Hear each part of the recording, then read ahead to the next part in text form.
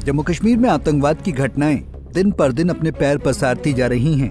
हालिया घटनाक्रम जम्मू कश्मीर के कठुआ जिले का है, जहां इन दिनों आतंकियों से निपटने के लिए ऑपरेशन साफियान चल रहा है। लेकिन किसी कारणवश अस्थायी रूप से ये ऑपरेशन साफियान रोक दिया गया, जिसके बाद कुछ आतंकी एक घर में खाना मांगते हुए घुस गए, जहां वे एक बच्चे को अपने साथ बंधक बनाकर ले गए। हालांकि बच्चा अपनी सूझबूझ से आतंकियों के चंगुल से बच निकलने में कामयाब रहा, लेकिन इस घटना से स्थानीय लोग अभी भी दहशत में हैं। ऐसे में क्या है पूरा मामला और कैसे इस घटना को अंजाम दिया गया, इसके बारे में आपको विस्तार से बताते हैं। दरअसल जम्मू कश्मीर के कठुआ जिले में आतंकवादियों की घुसपैठ का एक सनसनीखेज मामला सामने आया है। आतंकी कैसे घुसे घर में?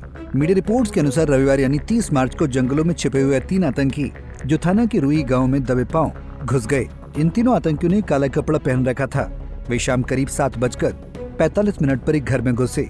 वहाँ उन्होंने घर में घुसकर रोटी मांगी। ऐसे में आतंकियों को देख घबरा कर घर के पुरुष सदस्य घर में बुजुर्ग महिला और एक छोटे बच्चे को छोड़कर भाग गए।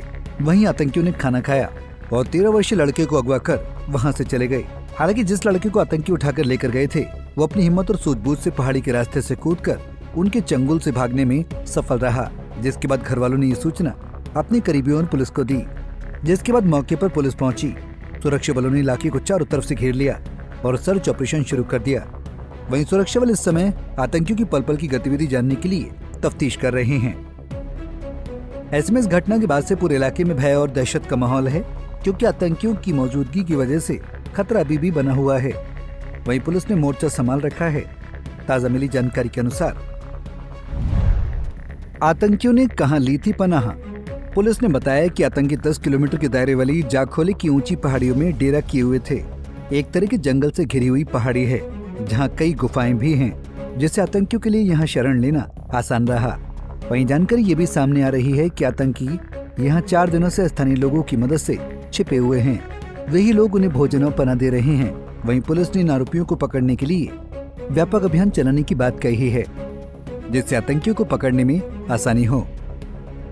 गौरतलब है कि बीते दिनों 28 मार्च को भी एक ऐसी ही आतंकवाद की घटना सामने आई थी, जब सुरक्षा बलों ने 2 आतंकियों को मार गिराया था। हालांकि इस मुठभेड़ में 4 जवान शहीद हो गए थे।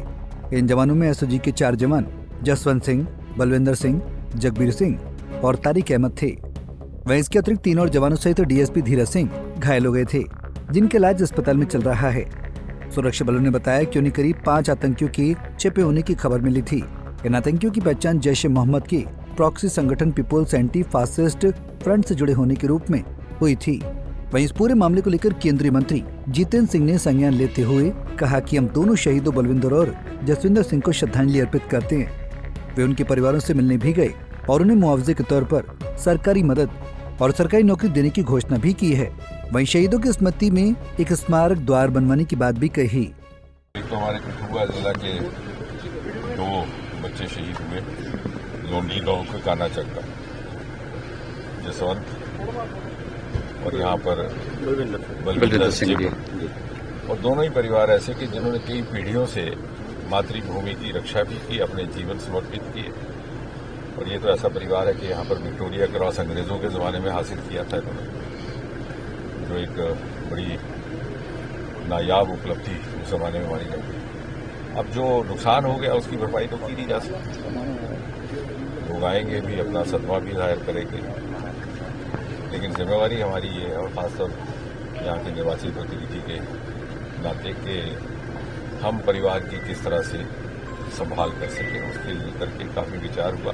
कल मैं नहीं पहुँच पाया क्योंकि कल मैं उड़ीसा में था और रात को मेरा दिल्ली आना हुआ और पहला काम हमने यहाँ पहुँचने का किया। बहरहाल इस तरह घटनाएं पूरे जम्मू कश्मीर के लिए चिंता का विषय हैं। वहीं ये प्रशासन के लिए भी क्षेत्र में बड़ी तगड़ी सुरक्षा व्यवस्था बनाए रखने का सवाल है, क्योंकि इस तरह घटना कभी भी और कहीं भी बड़ी आतंकी घटनाओं में तब्दील हो सकती है, जिससे सैन्य जवानों के साथ साथ आम नागरिकों की सुरक्षा भी घेरे में आ सकती है। फिलहाल सुरक्षा बल तलाशी अभियान में लगा हुआ है। अब देखना यह है कि कब सुरक्षा बलों को इस अभियान में सफलता मिलती है और इस तरह की घटनाओं पर लगाम लगती है। Bureau report, Punjab Kesari TV. हमसे जुड़े रहने के लिए हमारे YouTube चैनल को सब्सक्राइब करें और नई वीडियो की नोटिफिकेशन के लिए बेल आइकॉन को दबाएं।